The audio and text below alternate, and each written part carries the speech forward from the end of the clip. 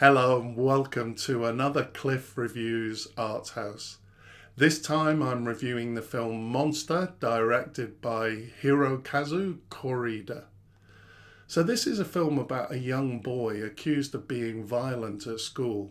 At first we assume that he is the monster of the title, but then we're not sure. Maybe the teacher is the monster, or maybe it's another boy. It's about prejudice, it's about the system protecting itself, it's about prejudgment. Kore-eda definitely misleads us. We see the same events from different perspectives, and our view changes as the film evolves. Now, the reviews of this film are so good, the critics really liked it in the reviews I read, but I really struggled with this film. When there's such a difference between what the critics say and what I feel is, I always wonder if I should watch it again. I'm not sure I could actually sit through it again.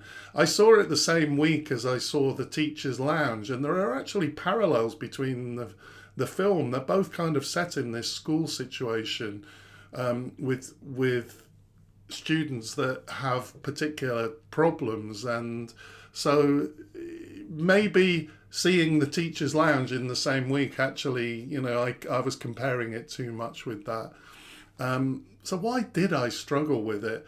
I found it so long, slow and boring.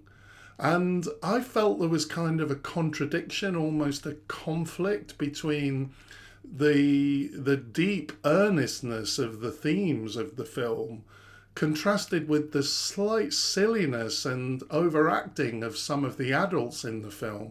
For example, the mum and the teachers when they meet to discuss the issues. I made this point to a friend who pointed out that perhaps there's a different performance tradition in Asian cinema. And, it is true that I generally enjoy quite naturalistic performances. And what I think of as a good performance, maybe there's something different. Maybe there's a strand of Asian cinema which considers a good performance in the more dramatic and theatrical. So it's possible that I do have some ignorance around how this film sits in Japanese cinema.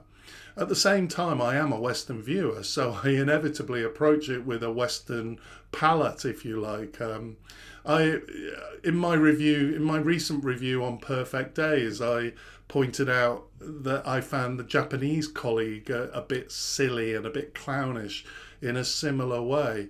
That said, in Godzilla Minus One, which I've also reviewed a few months ago, the same kind of silliness exists, but I absolutely love it in that film. In Godzilla Minus One, it really works. I didn't enjoy this film, but I accept that that's from my perspective, and maybe I would have a different view if I knew Japanese cinema better.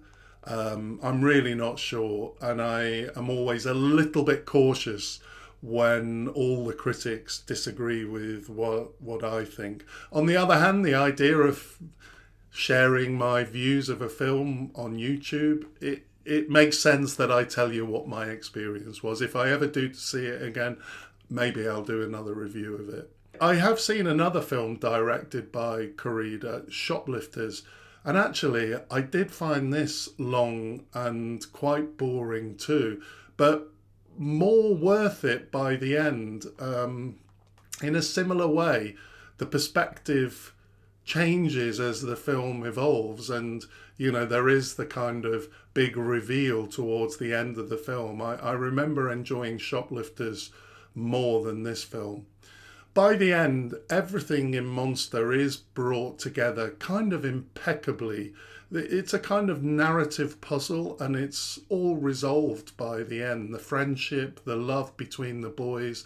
There was something quite touching at the end, but I'm afraid that I really didn't enjoy this film, despite the fact that a lot of the critics highly recommend it. Based on my experience, I would not.